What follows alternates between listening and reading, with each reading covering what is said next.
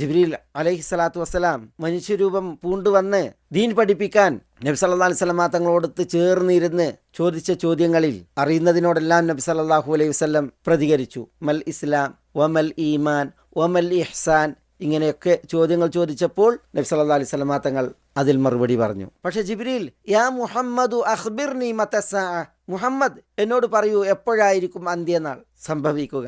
ഹദീസിന്റെ നിവേദനത്തിൽ കാണാം ഫനകസ ഫലം യുജീബുഹു ഷൈഅൻ, നബി സല്ലല്ലാഹു അലൈഹി വസല്ലം തങ്ങൾ തലതാഴ്ത്തി ഇരുന്നു, ഒരു മറുപടിയും നൽകിയില്ല. സുമ്മ ആദ്, വീണ്ടും ജിബ്രീൽ ചോദിച്ചു യാ മുഹമ്മദു അഖ്ബിർനി മതസ്സാഅ, അപ്പോഴും നബി സല്ലല്ലാഹു അലൈഹി വസല്ലം ഫലം യുജീബുഹു ഷൈഅൻ, ഒന്നും മറുപടി നൽകിയില്ല. വീണ്ടും സുമ്മ ആദ്, ജിബ്രീൽ ചോദിച്ചു അഖ്ബിർനി മതസ്സാഅ ഫലം യുജീബുഹു ഷൈഅൻ, 3 തവണയും തലതാഴ്ത്തിയിരുന്നു, ഒന്നും ഉത്തരം നൽകിയില്ല.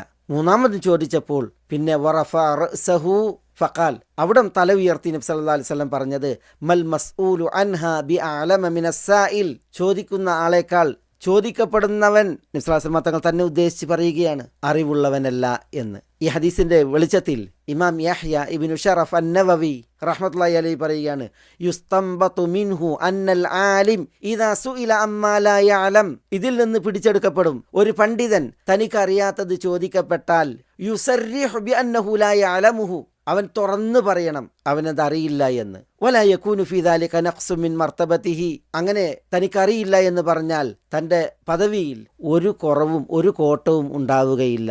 ബൽ യകൂനു ദാലിക ദലീലൻ അലാ മസീദി വറഇഹി, അറിയാത്തത് അറിയില്ല എന്ന് പറയുന്നതിൽ അയാളുടെ സൂക്ഷ്മതയുടെ വർധനവിനുള്ള തെളിവാണുള്ളത്, അല്ലാതെ അയാൾ കുറവുള്ളവനാണ് എന്നുള്ളതിന് തെളിവല്ല എന്നാണ് ഇമാമുൻ നവവി റഹ്മത്തുള്ളാഹി അലൈഹി പറഞ്ഞത്. നമ്മൾ പലപ്പോഴും കേട്ടിട്ടുള്ള ചരിത്രമാണ്. ഇമാം മാലിക് റഹ്മത്തുള്ളാഹി അലൈഹിയോട് 40 മസ്അല ചോദിച്ച ചരിത്രം. 40ൽ കൂടുതൽ മസ്അലകൾക്കും അദ്ദേഹം ലാ അദ്രി എന്ന് പറഞ്ഞു. ചോദ്യകർത്താവ് അന ജിഇതുക മിൻ ബിലാദിൻ ബഈദ വതഹമ്മൽതു സഫറൻ, ഞാൻ വളരെ വിദൂരത്തു നിന്നാണ് വരുന്നത്, ഒരു യാത്രയുടെ പ്രയാസങ്ങളൊക്കെ ഏറ്റിട്ടാണ് ഞാൻ വരുന്നത്. വതഖുൽ ലാ അദ്രി, എന്നിട്ട് നിങ്ങൾ ലാ അദ്രി എനിക്ക് അറിഞ്ഞൂടാ എന്ന് പ്രതികരിക്കുകയോ?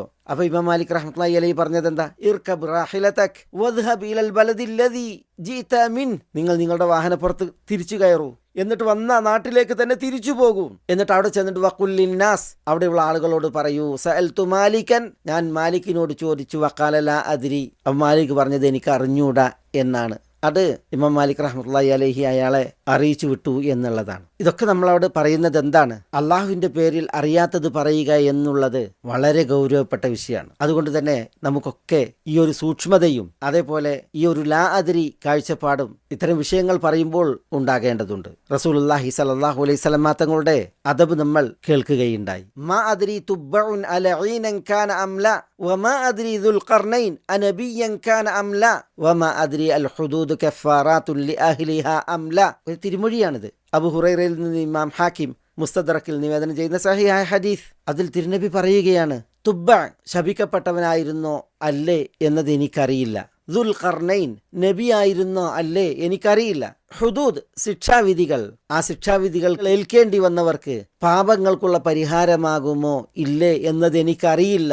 ഇത് നബി സല്ലല്ലാഹു അലൈഹി വസല്ലം തങ്ങൾ ഒരിക്കൽ പറഞ്ഞതാണ്. തനിക്ക് വഹി വരുന്നത് വരെ, അള്ളാഹുവിൽ നിന്നുള്ള ബോധനം വരുന്നത് വരെ നബി സല്ലല്ലാഹു അലൈഹി വസല്ലം തങ്ങളുടെ നിലപാടാണ് വിഷയങ്ങളിൽ ഇങ്ങനെ. പക്ഷേ ഈ വിഷയങ്ങളിൽ ബോധനം വന്നതിൽ നബി സല്ലല്ലാഹു അലൈഹി വസല്ലം തങ്ങൾ പിന്നീട് നിലപാട് വ്യക്തമാക്കിയിട്ടുണ്ട്. ഉദാഹരണം തുബ്ബ അള്ളാഹുവിൽ നിന്നുള്ള ശാപമേറ്റ ആളാണോ അല്ലേ എന്ന് എനിക്കറിയില്ല എന്ന് പറഞ്ഞ നബി സല്ലല്ലാഹു അലൈഹി വസല്ലം പിന്നീട് ആ വിഷയത്തിൽ വഹി വന്നപ്പോൾ പറഞ്ഞു, ലാ തസുബ്ബു തുബ്ബഅൻ ഫഇന്നഹു ഖദ് കാന അസ്ലം, നിങ്ങൾ തുബ്ബഅനെ ദൂഷ്യം പറയരുതേ, മോശം പറയരുതേ, അദ്ദേഹം ഇസ്ലാം ആശ്ലേഷിച്ചിട്ടുണ്ട് എന്ന്. അപ്പോൾ വഹി വരുന്നത് വരെ വിഷയങ്ങളിൽ നബി സല്ലല്ലാഹു അലൈഹി വസല്ലം തങ്ങൾ തനിക്ക് അറിഞ്ഞുകൂടാത്തതിൽ തനിക്കറിയില്ല എന്ന് പറയുമായിരുന്നു.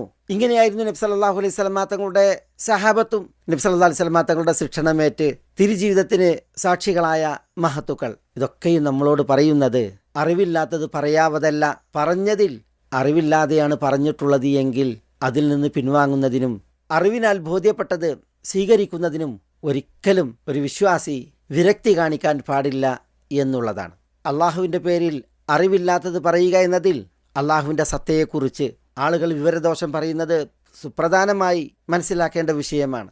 അള്ളാഹ്ക്കൊരു ഉണ്മയില്ല, അള്ളാഹു ഒരു ഊർജ്ജരൂപമാണ് എന്ന നിലക്ക് അള്ളാഹുവിൻ്റെ സത്താവിശേഷണത്തെ നിഷേധിക്കുന്നവരില്ലേ?